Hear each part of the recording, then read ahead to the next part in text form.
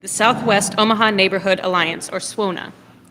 SWONA is comprised of over 50 neighborhood and homeowner associations in Southwest Omaha, west of 72nd to Elkhorn and south of Dodge to Harrison. Sponsored by the City of Omaha in coordination with the Office of Neighborhood Engagement, SWONA and its members association engage residents on a wide range of issues from planning to public safety. I'm Rachel Gibson, Vice President of Action for the League of Women Voters of Nebraska, and I'll be the facilitator for tonight's conversation.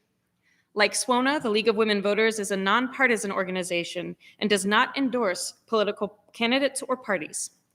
Our objective tonight is for voters to hear about issues and policies directly from candidates in a nonpartisan manner.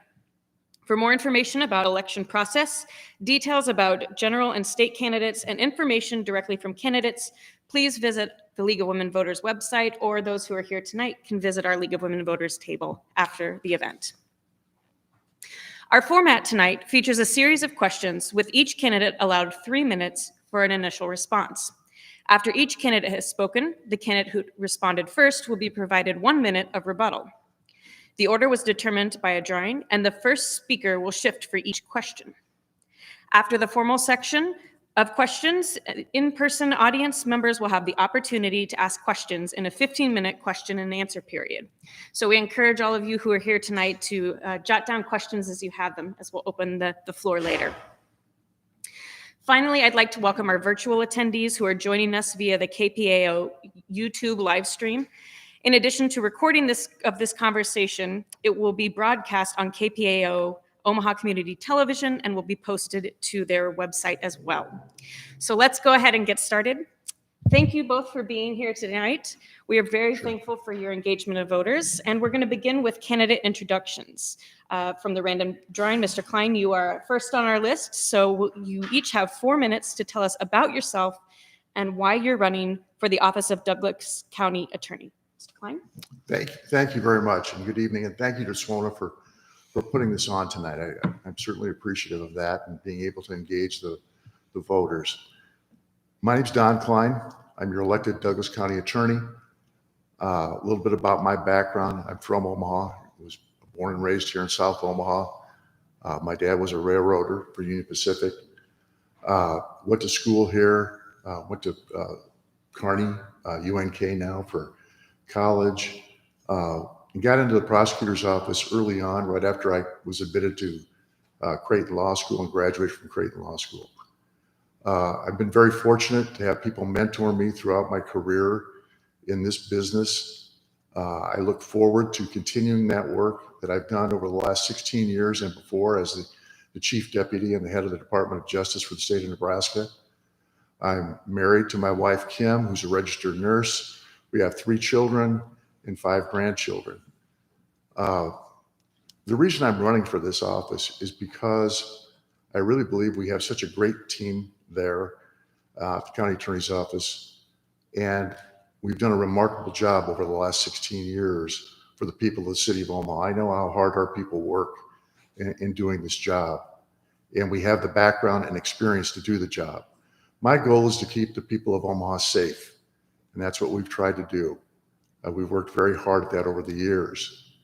It's also to hold people who commit crimes accountable and responsible for the crimes they've committed. And thirdly, it's to give people that deserve it a second chance. We've been at the forefront.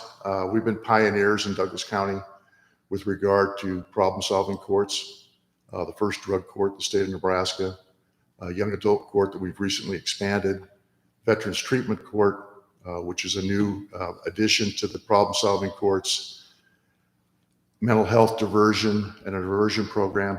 So we keep about 350 people at any given time that are charged with felonies out of the system by giving them the opportunities in the problem-solving courts. Very important aspect of our job and very worthwhile.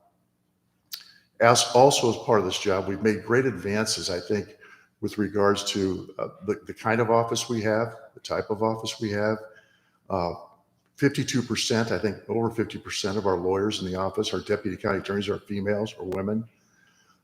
As you know, in the last several years, 13 people actually have been appointed to judgeships from my office. 6 of those to the district court in Douglas County are females. Historic events with regards to the transformation of the district court bench to have the number of females that we have on it, which is a great thing. I'm very proud of those individuals. The first African-American female judge in the history of the state of Nebraska, Tressa Aliath, came from my office during these years. And there's many more. So we're very proud of the work that we've done in difficult times. You know, we managed the COVID situation, I think, very well. And we were able to keep up with the cases that we have, which is a multitude of cases. We file about 4,400 felony cases a year. We have approximately 40 murder cases pending right now. So it's a very, very busy place. And I love working for the people of Douglas County in this capacity. And I want to continue to do the job that we've done over the years. Thank you. Mr. Pantos?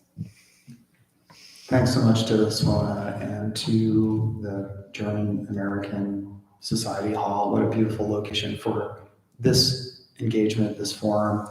And my name is Dave Pantos, and I'm running for Douglas County Attorney. I've been a lawyer for 26 years, and I strongly believe, and the reason I'm running is because Douglas County and Nebraska all need criminal justice reform, and we need it now. We need prison reform because, folks, unlike any other election, this election is probably the most important because democracy is on the ballot. And just Sunday, I was at St. Benedictine Church in North Omaha, and an elderly parishioner came up to me and said to me, Mr. Pantos, I'm really worried about democracy. I'm really worried about my freedom.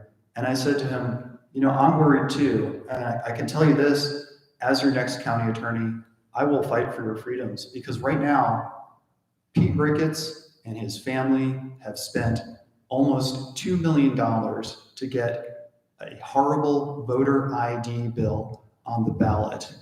This voter ID bill is designed to disenfranchise thousands of people of color and elderly people in Nebraska. Yes, that means they will be denied the right to vote. This was bought and paid for by the Ricketts family, which is also underwriting the campaign of my opponent. So democracy is on the ballot. And as your next county attorney, I will fight for your right to vote and your freedom. And, you know, sometimes we talk about progress in society and, you know, 100 years ago,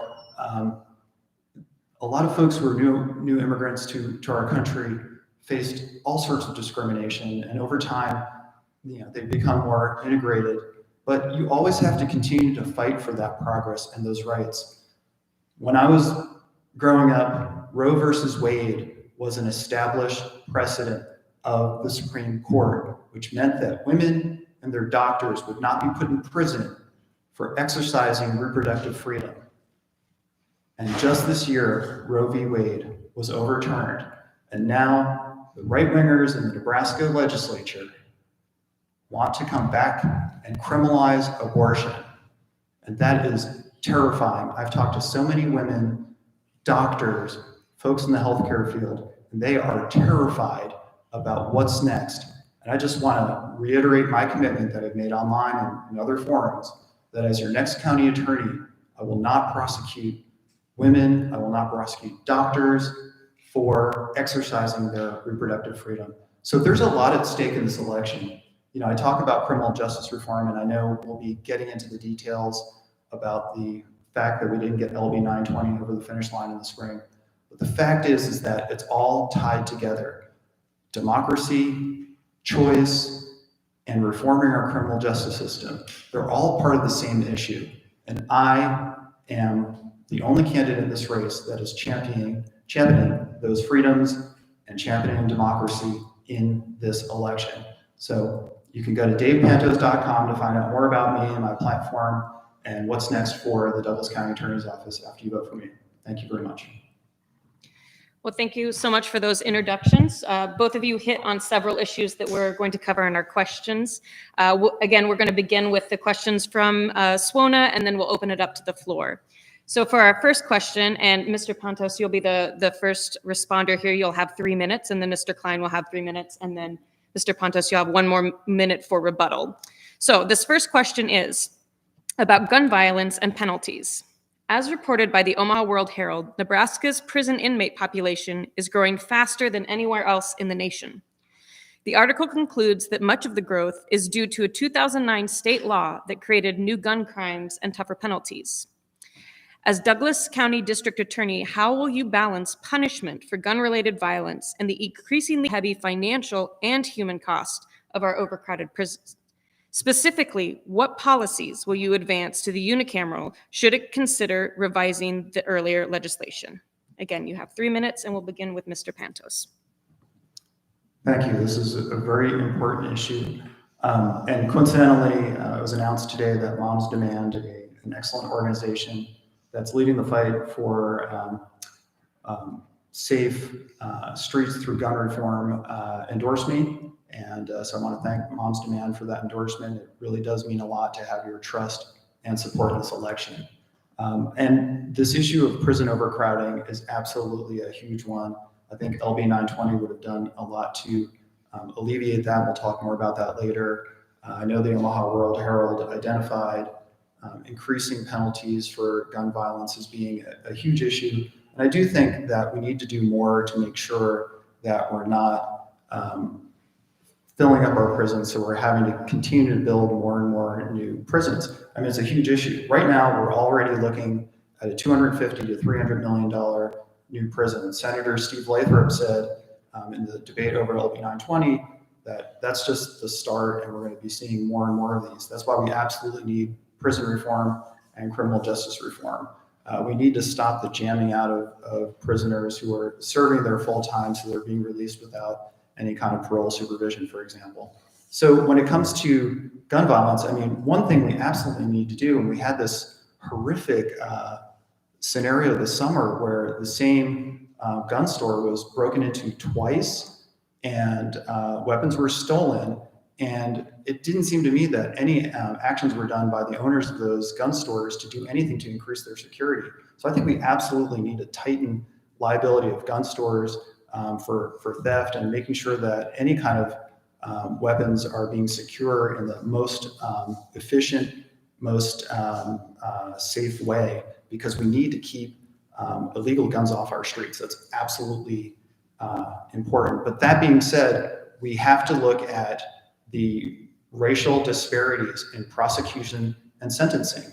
I mean, you can't ignore the fact that Nebraska is among the worst in the country when it comes to racial disparities in sentencing and in incarceration. You can't ignore that. So my question is, these strong gun laws, how well are we addressing racial disparities? I don't think we're addressing them at all, so we're doing it poorly.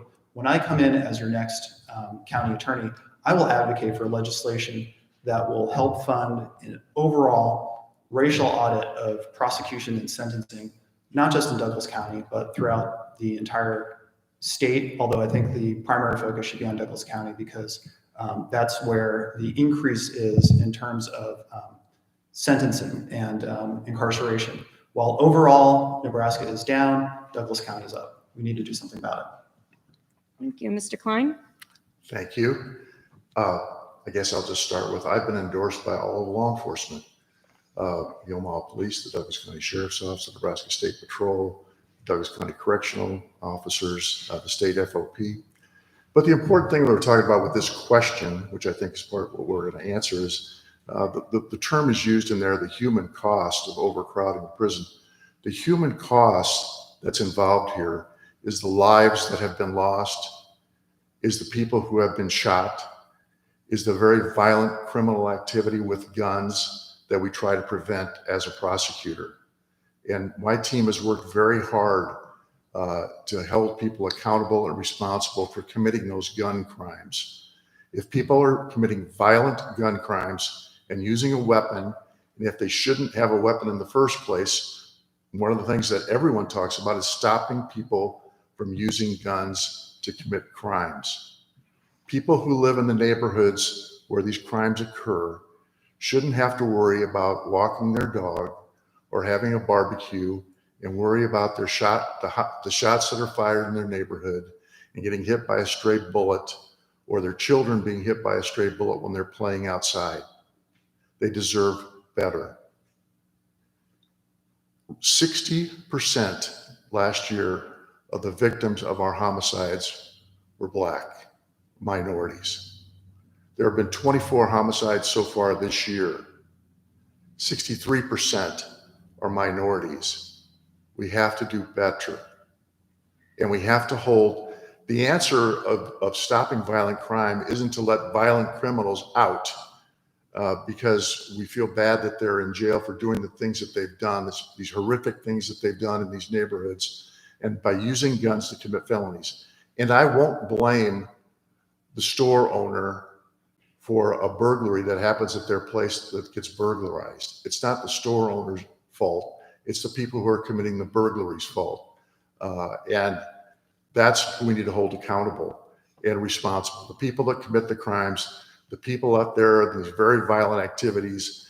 And I understand that we did a good job in convicting these people of these shootings and these using guns to commit felonies. And the judges have sentenced them, who are responsible for the sentencings, have sentenced them appropriately. And that has an impact. And we need to keep making sure that we hold people responsible for the crimes that they commit.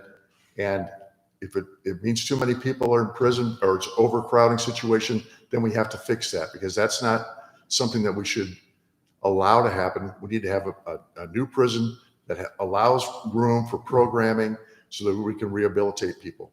But it's not just to release people, violent criminals on the street, because there's too many in prison. 1 minute response.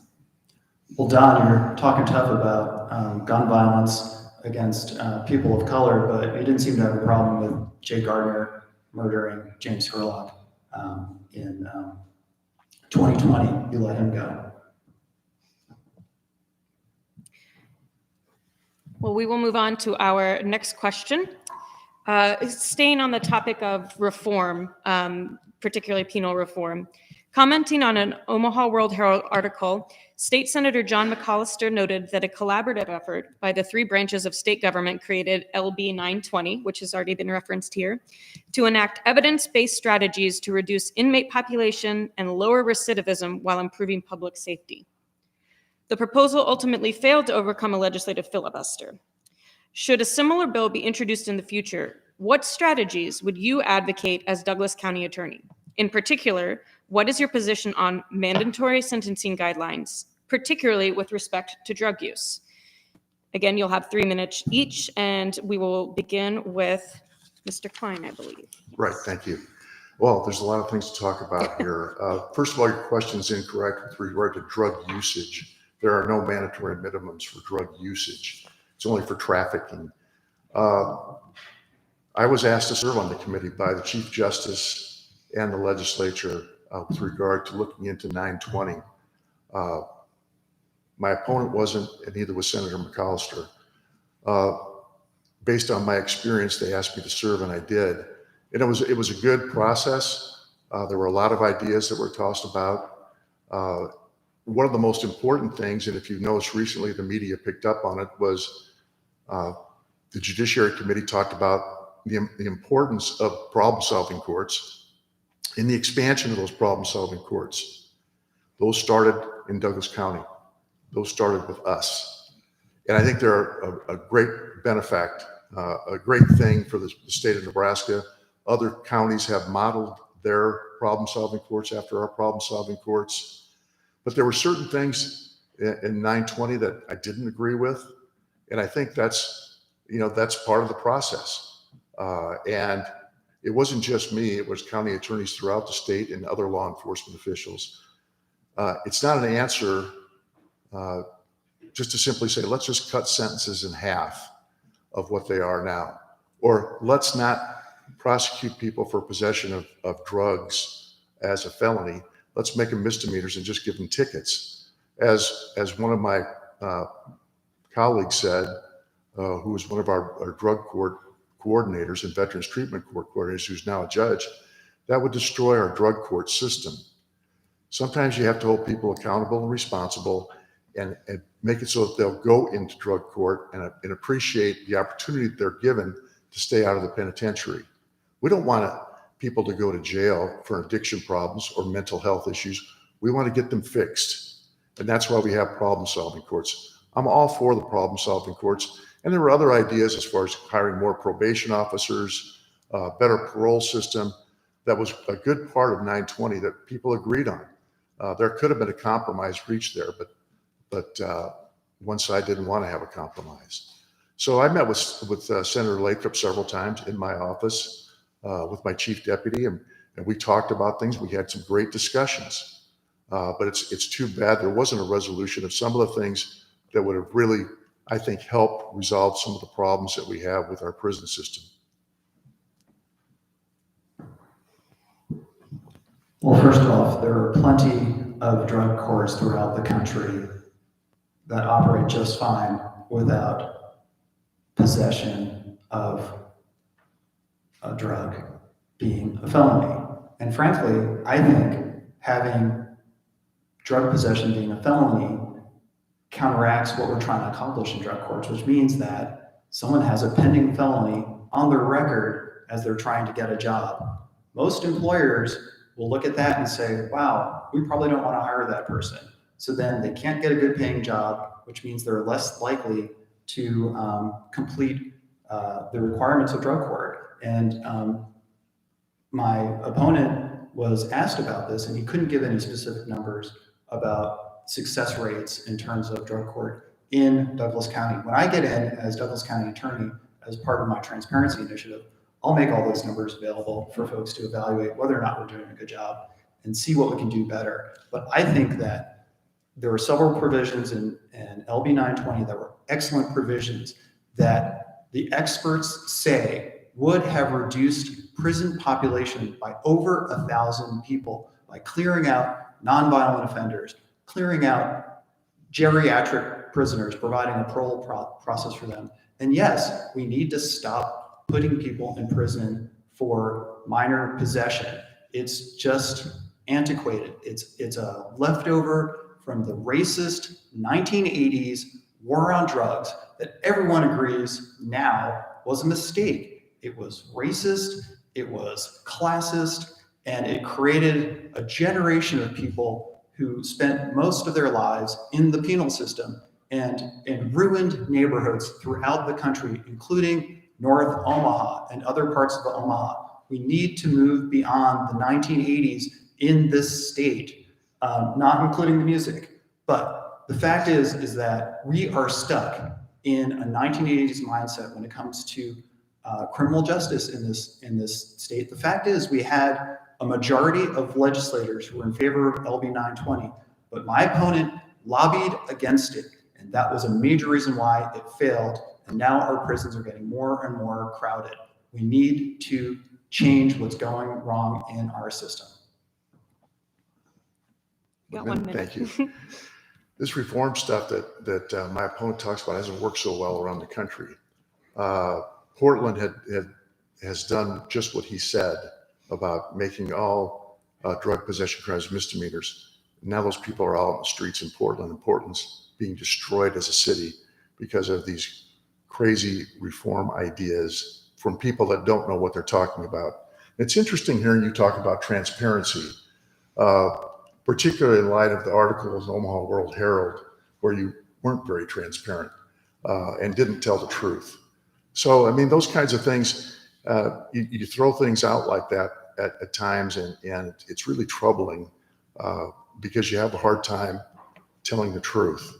And so the most important thing to recognize here is that our drug courts are a great service to the community, and that's something that's very effective, and they started with Douglas County.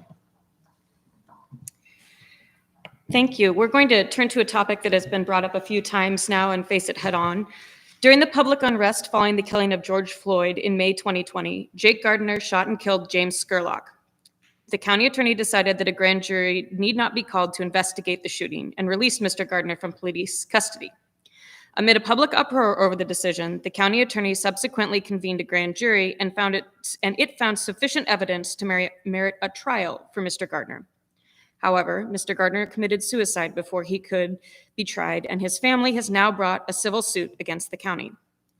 Looking back on this case, what course of action should the county attorney have pursued? Would you have done things differently, if any? Give a bit longer on this one because it's a pretty big one. So you've got 5 minutes each, and we'll begin with Mr. Pantos.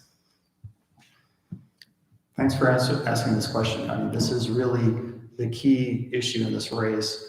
Was my opponent's failure of leadership in 2020.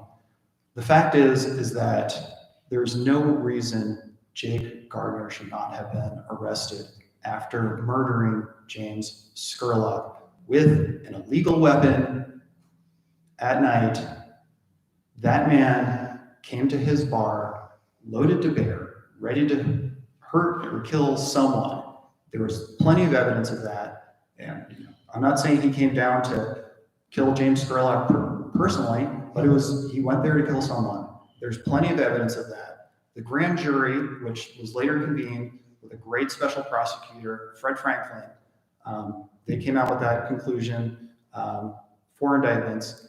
The fact is that my opponent's actions through that entire series, starting with the failure to charge Jake Gardner through October 7th, when he gave a press conference with the elite of the right-wing Republican Party in our state in front of the election commissioner's office, saying 2 major things. One, that he had left the Democratic Party and joined the Republican Party.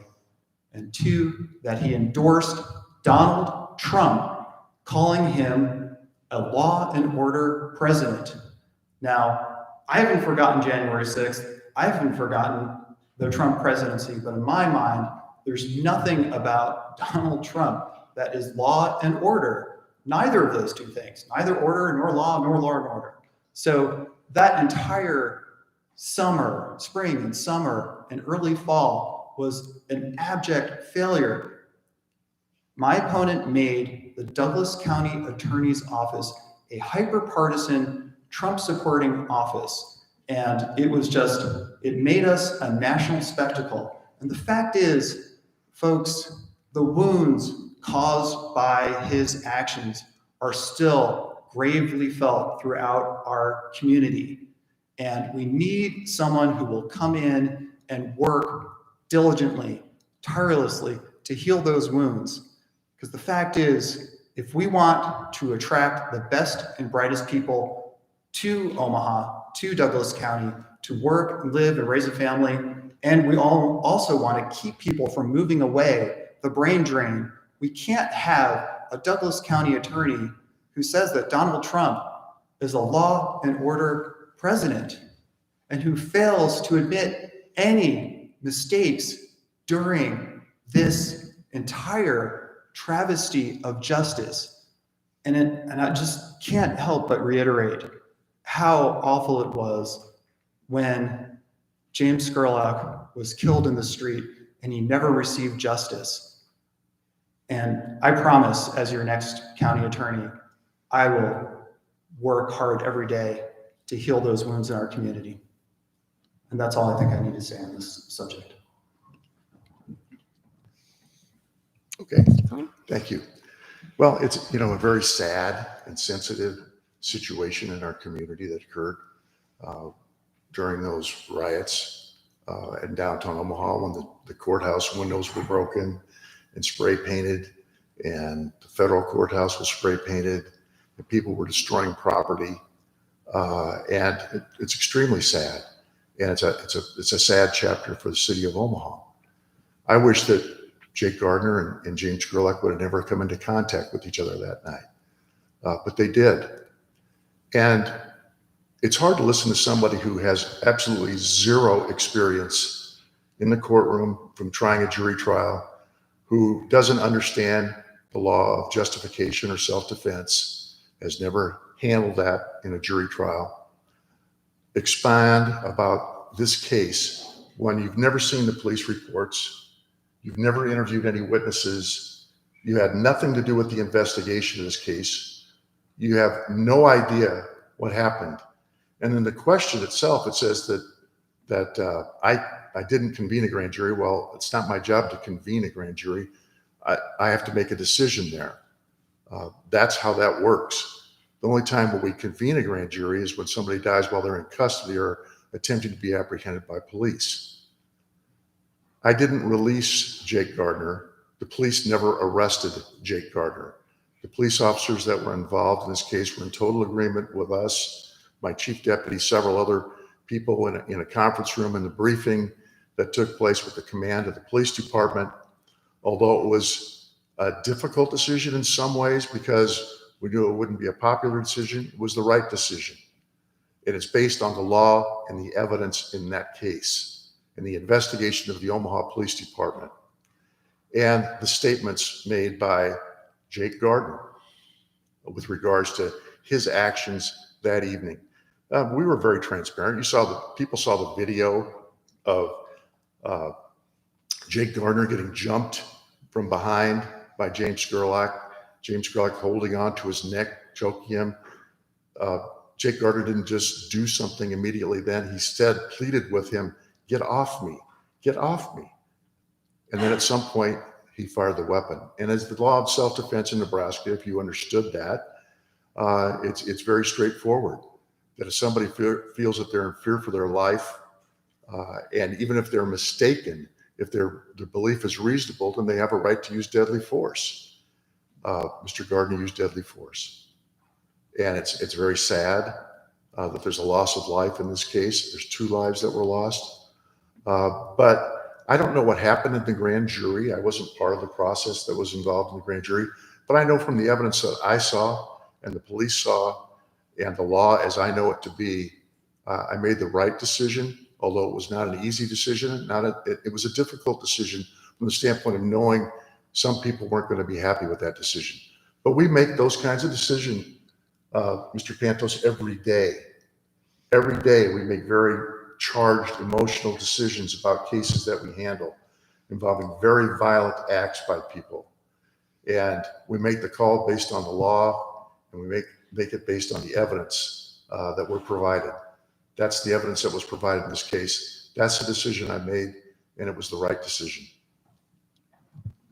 Mr. Pantos, you have 1 minute to respond. Well, first of all, Jake Gardner was an active shooter when James Scurlock jumped on him. He'd already fired shots, so you left that part out conveniently. Second of all, I mean, listen to this sense of entitlement here from Mr. Klein. Absolutely, don't question any of my decisions. How dare you question? I mean, this is how he was throughout 2020. He continues to be this way. And it's just absolutely ridiculous that James Scurlock was murdered in the street and the grand jury came back with 4 indictments, and yet he's attacking the grand jury, he's attacking the special prosecutor, he's attacking anyone who dared question him. I think we need to have a county attorney who is willing to bring back fairness and a sense of equal justice in our criminal justice system. Right now, there's a definite lack of a sense of fairness within the county attorney's office. I need to bring that back, and I will do so as your next county attorney. Thank you both for responding to that difficult question. We're going to shift gears here and talk a little bit about community involvement and what you would see for the future here. So what are your ideas for addressing the growing number of individuals with mental illness in our prison system? You have 3 minutes each, and Mr. Klein, you'll begin on this one. Thank you. Well, I'm not going to let you get away with the Trump stuff either. I mean, I was asked, I said I voted for Trump. I didn't endorse Donald Trump. It was before January 6th, and that doesn't have any impact on how I run the office or administer at the county attorney's office. The mental health issue is a very important issue to me and always has been. We work our hardest to make sure that we have the resources to deal with people that have mental health problems. That's why we have a mental health diversion program, to make sure we get help for the people that need it with regard to their mental health issues. Our drug courts really are our mental health issue court also, because we find sometimes there's people that, because of their addiction to drugs or use of drugs, they create a mental health problem for themselves. And sometimes people that have mental health issues use drugs to self-medicate. So our drug court's very important in that aspect in trying to help people that have mental health issues. My chief deputy and I also have worked very hard with leading doctors, psychiatrists in the state to get more people to be able to more quickly resolve issues with regard to competency and insanity, and get more help for the regional center, which I think is understaffed, and that's unfortunate from the state of Nebraska's perspective. We've also talked to the people at the Med Center to make sure that we have enough people who are going into this field and want to go into the field of forensic psychiatry, psychology, to help us deal with people that have mental health problems in the system. I also have a person that works 24/7, 7 days a week on call for the Board of Mental Health. We help families that have people that they call us, they say, my son, my daughter, my husband has a mental health problem. He needs help, and I think he's dangerous to himself or someone else. We have somebody that's on call 24/7, 365 days a year to help that family with that person that has a mental health issue, to appear before the petition with the Board of Mental Health to get them the help that they need in the least restrictive environment, according to what the doctor's opinions are with regard to that person's mental health disorder.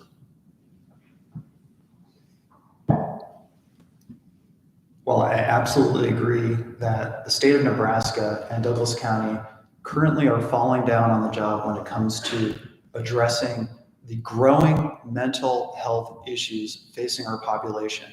The fact is that our state penitentiary and our county jail have become mental health facilities, and that's the last place we want mental health treatment to be primarily provided.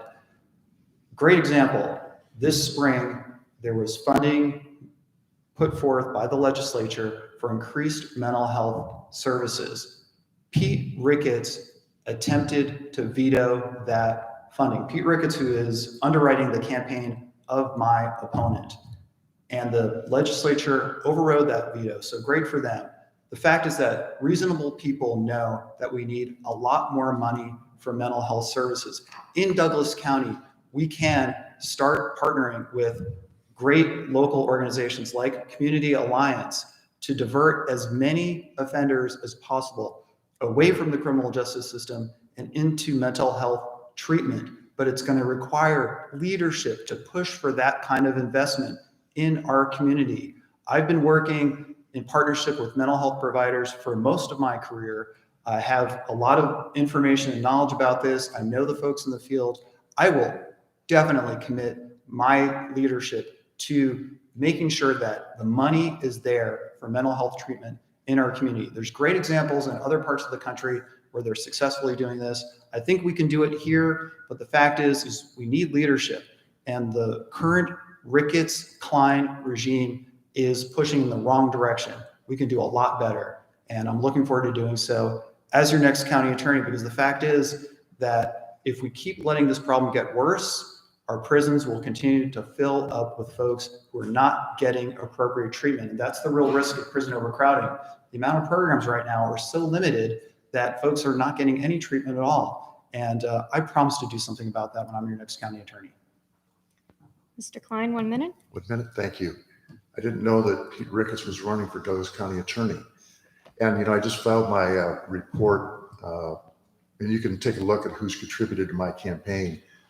There's a lot of people that are underwriting my campaign because I have a tremendous amount of support and a lot of different people that have helped me in this campaign. One of the examples of somebody that has had mental health issues, but was tremendously dangerous to our community was a case that we handled, and that was a fellow by the name of Nico Jenkins. And we convicted him of 4 murders. It was a horrific scenario during that time period. And there's a balance there. We have to be able to make sure that we treat people that have mental health issues, But when somebody might have a mental health issue, but they're not insane, and they're going out and killing people or hurting people, we need to make sure that person's put away for public safety. Thank you. All right, we're going to move to our final question from the SWONA group, and then we'll open it up to the floor. How will you engage neighborhood associations and neighborhood alliances in addressing and preventing crime? You have 3 minutes each, and Mr. Pantos, you are first on this one.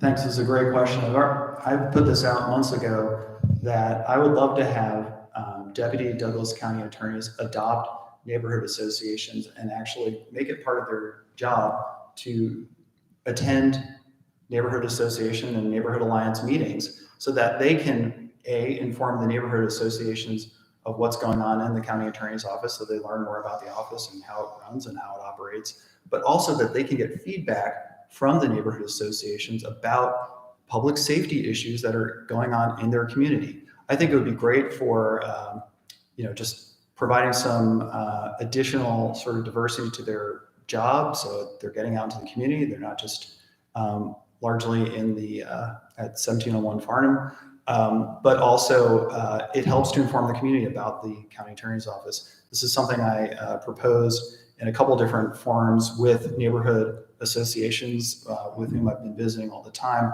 A lot of these neighborhood associations tell me, wow, we've never had anyone from the county attorney's office visit with us at all and to listen to our concerns and our public safety issues. There's a lot of public safety issues that are going on throughout our county that are just, I think, being ignored. And by having that kind of relationship, I think it would better inform the county attorney's office. It would better inform the criminal justice system as a whole.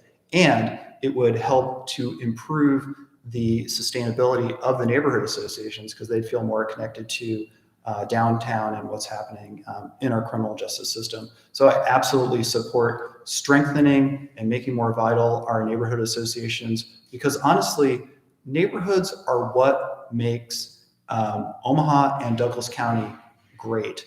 It's the strength of our neighborhoods, and the more we can do to strengthen those associations and alliances of associations, the better things will be to recruit and retain new families coming to our community, and also make sure that we don't have the brain drain that we're suffering with right now.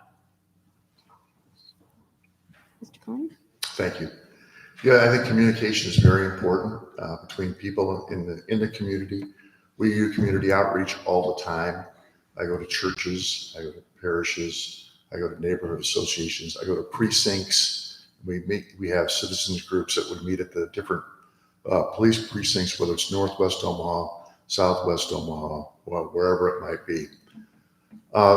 You have no idea how busy our deputy county attorneys are in their daily work because you've never been there. I don't think you've ever been in the courthouse in the criminal division of the county attorney's office. They're extremely busy people, and they would love to be a part of the community more so than they are, and to be able to go out to different neighborhood associations. I don't think it's feasible because they're so busy, but it's important for us to hear from the community. So I think putting together a portal for neighborhood associations to come through to get a hold of us about an issue that they see in the community. I would like to hear about it with regard to crime, particularly. I think it'd be important to have the city prosecutor involved because the city prosecutor handles zoning issues. They handle the misdemeanors, which are most of the things that the neighborhood association is going to be concerned about, not necessarily felonies. So I think a portal would be a good idea to have people send in any questions they have, concerns they have from a criminal justice issue. And then our deputies or myself or my chief deputy can answer those kinds of questions on a daily basis. But to say we're going to send somebody out to every neighborhood meeting isn't very realistic because of the concerns we have with regard to doing their job in handling cases before them. I mean, I would just say that if you're already giving up, maybe you shouldn't serve another 4 more years, because the fact is that I think with funding, with improved management, all sorts of things, we can do those things. I mean, I just tweeted about this a couple hours ago. The Office of Justice Programs just announced $57.1 million of funding available for criminal justice reform, for county attorneys and law enforcement, district attorneys, et cetera.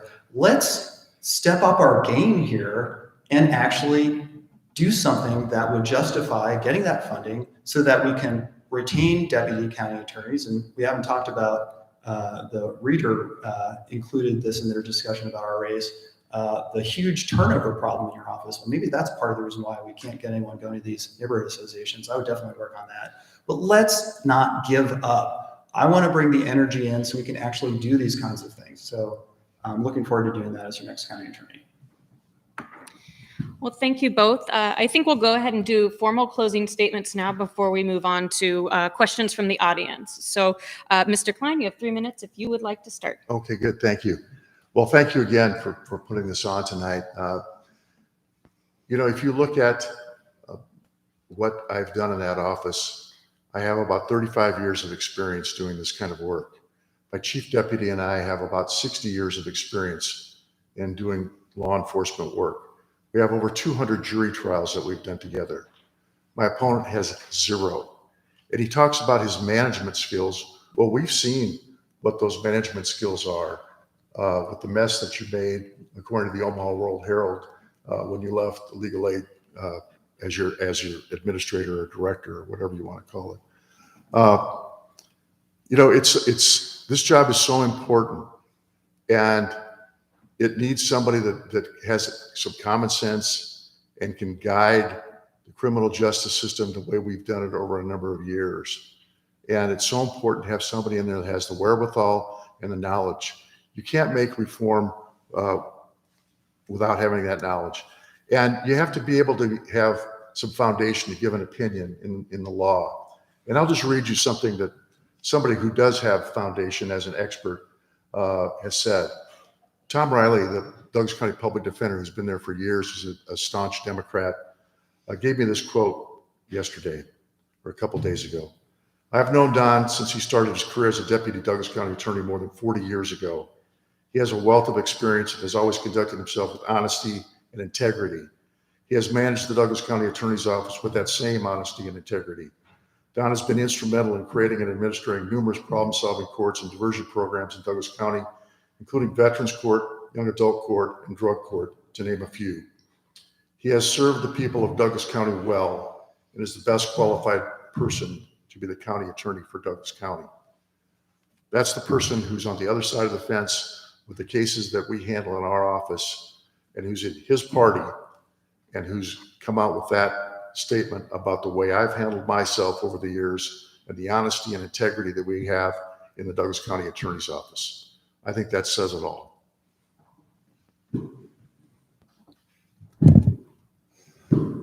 Folks, I think we had a great exchange tonight. I think you've heard from my opponent, someone who's given up. He's already said we can't do things differently. We can't do this. We can't do that. We don't have the money for this. These reforms are too much. You can't take this away. You can't do that. It's all about what we can't do. And I think it's time to actually bring someone in with the energy and the vision and determination to actually bring about criminal justice reform that works for our community and keeps our streets safe on the one hand, but is more fair and equal on the other. During in answering a totally different question, he talked about Donald Trump, and he's trying to play both sides of that one. But the fact is that in early May, my opponent took time away from his job to stand in front of the courthouse and endorse the primary candidacy of Jim Pillen, who is now the Republican nominee. He did a press conference for Jim Pillen. So he's trying to say, I'm not this, Republican operative now, but then he also did that. Jim Pillen has made it very clear that he wants to criminalize abortion in our state. That's his number one priority.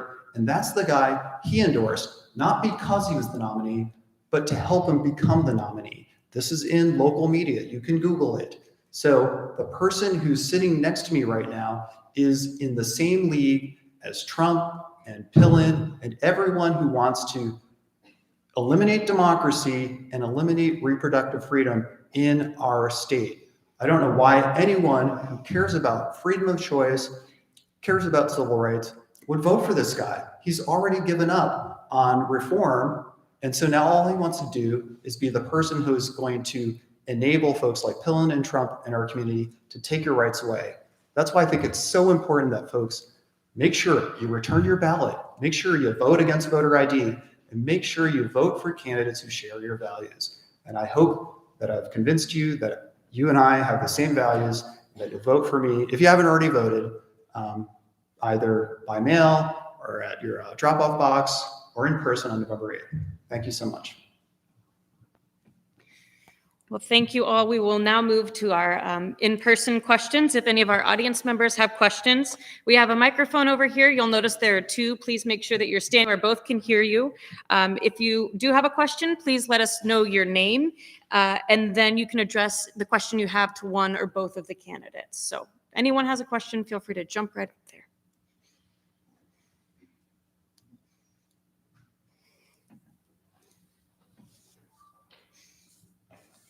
I do have a question for you, Mr. Pantos, more specifically. I've heard you be very outspoken that you would not prosecute women or doctors who are involved in performing abortions if the Nebraska legislature would adopt a ban or otherwise restrict abortions. Is it your belief that the county attorney can simply choose not to prosecute or enforce laws that they don't personally agree with? Because as a woman and a fellow attorney, it is a little bit concerning to see this bit of a false information being spread to women voters that the county attorney would be able to pick and choose on such a sensitive issue. Thank you for the question. Well, Mr. Klein already said he chose not to prosecute Jake Gardner. So obviously there's a huge amount of discretion when it comes to the county attorney's office. There are lots of people that have crimes alleged against them, and they decide was there a probable cause, et cetera, et cetera. And so that's a general matter about prosecutorial discretion. But I want to address this issue very specifically because, as I mentioned earlier, growing up, the right for a woman to choose and make healthcare decisions with her doctor was a fundamental right. The United States Supreme Court in the early 1970s, this was not the 1960s Warren Court. This was the Nixon court, and you had folks like Berger and Rehnquist and all those folks on there. This was not a liberal court. They voted 7-2 Roe v. Wade to preserve and protect the freedom and the privacy of healthcare decisions. So my question, maybe back to you, is this: how can a county attorney in good conscience support a law that would criminalize the privacy and the healthcare decisions of a woman and her doctor, supporting the prosecution of doctors? I mean, we're seeing this across the country now, where miscarriages are being prosecuted. We saw in Norfolk where text messages between a mother and her daughter were subpoenaed by local law enforcement, or I should say Facebook direct messages. I mean, the fact is that our fundamental freedoms are at stake. And I think it's absolutely appropriate for a candidate for this office to make really clear where they stand on this issue. Because the fact is, and it's not just me, there are district attorneys and attorneys generals across the country that are making the same statement. I wasn't the first to do it. I know I won't be the last. The fact is, this is one of the defining issues of this election, is where you stand on a woman's right to choose. Now, if this is your major issue, you're firmly committed to banning abortion in Nebraska and putting women and doctors in prison, that is your right as a voter to make that decision. But I'm standing against that. I'm standing for freedom. Mr. Klein, would you like to add anything? Just briefly. I mean, it's not an issue. It's a legislative issue at this point in time. It's not a county attorney issue. And yeah, there's county attorneys around the country that have said the same things kind of that you have about criminal justice reform too. They're wrong about that. It's unethical really for a county attorney to say, I don't know what the law is going to be, and I don't know what the facts and circumstances are of a case, but I'm not going to prosecute it. I've been doing this job for 35 years. There's been abortion laws on the books. It's never been an issue. It's never come up even with regards to a prosecution of a doctor or a woman. You throw out terms like people are going to get prosecuted for having a miscarriage. It's like, come on, that's so ridiculous. You're so overreaching. You're trying to scare people, and it's just ridiculous to do that. And it's unethical to say that without knowing the facts and circumstances of every case or what the law is, that you're absolutely not going to do something. What if it was a situation where somebody was 9 months pregnant and they decided they broke up with their boyfriend. They decided that they're going to take this child and abort the child, and did it in a hotel room and somebody performed an abortion. Is that something you're not going to prosecute? You're not going to prosecute any cases like that? Everyone would agree, even pro-choice, that that's not a situation that they agree with, that somebody who's 8.5 months, 9 months pregnant to have an abortion in that kind of a situation. So there's facts and circumstances about every case, and you make your decision and you use your prosecutorial discretion with regard to what the facts and circumstances are about that particular case. Not just, well, I'm not going to do this. I've made a decision, I'm not going to do it. It depends on the facts and circumstances. It depends on what the law is. It's as simple as that. It's unethical to say otherwise. Can I respond? Let's give a second to see if there are other, because we only have so much time. So are there other questions from the floor? I just want to say in terms of prosecuting miscarriages, Google it. Google it. Google what? Other questions? Prosecuting miscarriages. I see is a some- fact. That's happening in Texas and other places. Here. Speaking of Texas, I do have a question for you, Mr. Pantos. One of your team members that you tout has openly said and applauded police officers getting murdered in Texas. What do you have to say about that? I'm not aware of that. Really? You don't know about that? That's convenient. Next question, please. My name's Elise Morgan. I am a Republican and my dad is a former mayor. And my question is, where do you stand on domestic violence? I can say that for myself, and this all goes on the same topic, I was pregnant and I was a victim of domestic violence. I reported it. I took pictures. I did everything right. My friends, my family, my doctor, everything right. My ex is a firefighter, and I am now on trial. I was investigated for if I was really pregnant. Abortion clinics were visited. I am pro-life. And I just want to understand, will you be consistent and stand by your decisions? And is it okay to abuse your pregnant girlfriend if she is going to get an abortion? I want to understand for myself, because I think if this is happening to me, what happens to these other girls that don't have a family or the resources that I have? Thank you for your question. I think at the core of that is, it sounds domestic violence, domestic abuse. Well, sure. Domestic violence is something that I've prosecuted many cases, homicide cases that involve domestic violence. We have individuals that specialize in our office. We have put together a specific unit with regard to domestic violence, both misdemeanor and felonies. We took those over from the city prosecutor's office because of our expertise and training in that area. So it's something that's very near and dear to me, to make sure that we don't allow any domestic violence.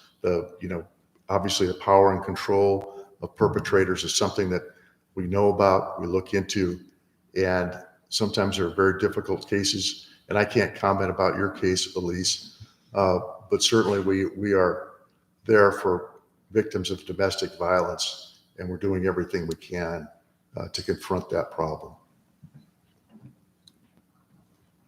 I don't think we're doing anywhere near enough in our community to combat domestic violence. And, you run for office, Douglas County Attorney, and all of a sudden people start reaching out to you.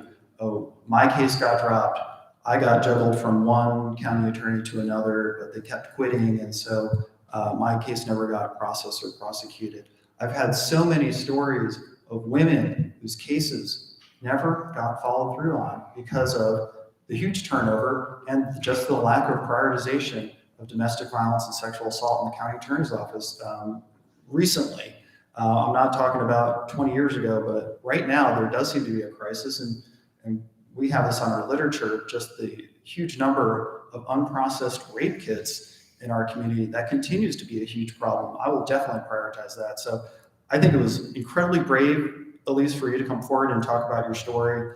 I'm sure, like you said, there's many, many other women who are in a similar situation, women who are threatened, harmed, and abused by people in power or people with power. And, they need to have an ally in the county attorney's office. And I definitely promise to be that strong ally. Other questions from the audience? Probably have time for one or two more, if there are any. I see some students. Anyone going to get extra credit if you ask a question? Don't want to deprive you of that extra credit. All right. Well, then on that note, we will close for this evening. Thank you again for joining us tonight. Please visit League of Women Voters of Nebraska table over here to the side. If you have any questions about the election, you can also visit vote411.org for a personalized election tool. I again want to thank our participants tonight for tonight's conversation. I'd like to thank SWONA for their sponsoring of this event and KPAO for making sure that we can get it out to voters so that they can hear directly from the folks wanting to represent and run our government for us. So thank you all so much and have a wonderful night. Thank you.